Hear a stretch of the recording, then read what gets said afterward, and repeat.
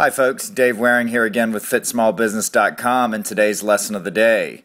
In our last lesson, we began our series on how to start a business with a look at how to know if you should start your own business. In today's lesson, we're going to continue that series with a look at how to come up with a business idea. So let's get started. There are many people that want to start their own business, but draw a blank when it comes to deciding what business it is that they want to start. People having this issue often feel that some people are born with the ability to come up with good ideas, and some are not. I used to think the same thing, but then I read How to Have Great Ideas, an article by one of my favorite bloggers, James Altucher.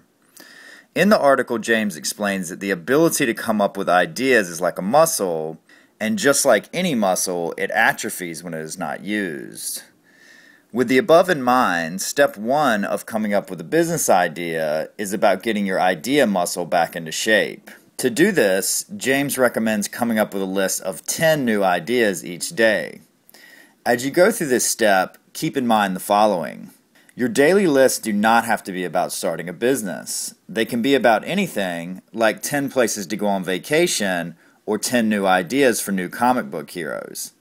They can also vary from day to day. The main thing is that you start working out your idea muscle.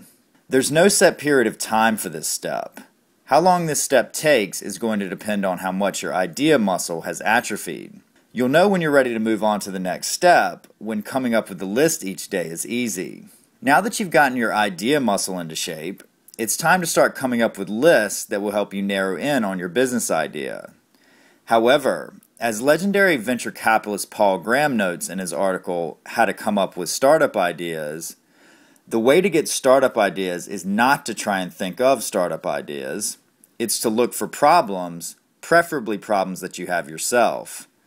By starting with lists of problems that need solving, instead of a list of potential business ideas, you avoid coming up with a business idea that solves a problem that no one has.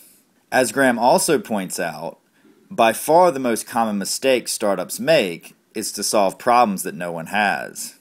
It's important to note here that the term problem is being used in a very general sense.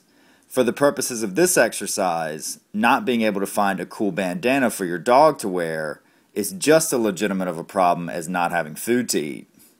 Also, don't worry about whether or not you think you can solve the problem. We'll get to that in the next step. Here are 4 ideas of how to come up with lists of problems that need solving. Number 1, be present. If you are currently just going through the motions of your day-to-day, then you need to turn your mind back on and start thinking about what is going on around you. Number 2, listen to people who complain instead of tuning them out. Number 3, ask people what bugs them. Number 4, talk to your current customers. If you deal with customers in your current job, apply steps 3 and 4 here as well. If you don't, ask people you know who do what their customers complain about. You should now have plenty of problems listed, so the next step is to start going through and coming up with solutions to those problems. If you have one or more people whose opinions you respect, then it may be good to bring them into the room with you for this step. Collaboration often helps the brainstorming process. Don't let the problems you can't think of a solution to slow you down. When you hit a wall with a particular problem, just move on to the next.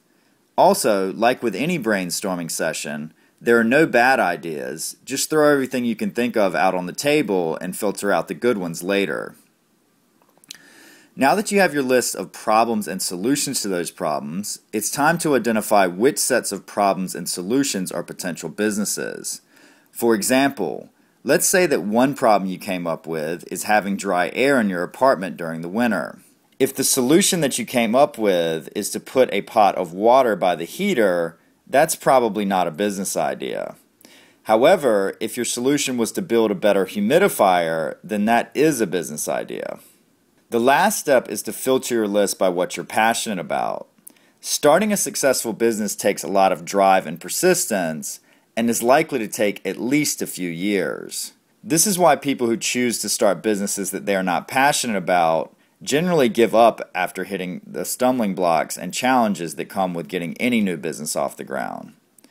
It certainly also helps if the idea that you choose is either directly or indirectly related to the industry that you currently work in. However, while I know successful founders who started businesses outside of the industry they were working in before they left their jobs, I don't know any successful founders that seemed bored with their businesses while they were building it. With this in mind, passion trumps experience. That's our lesson for today. If you have any questions or comments, please feel free to leave them in the comment section below.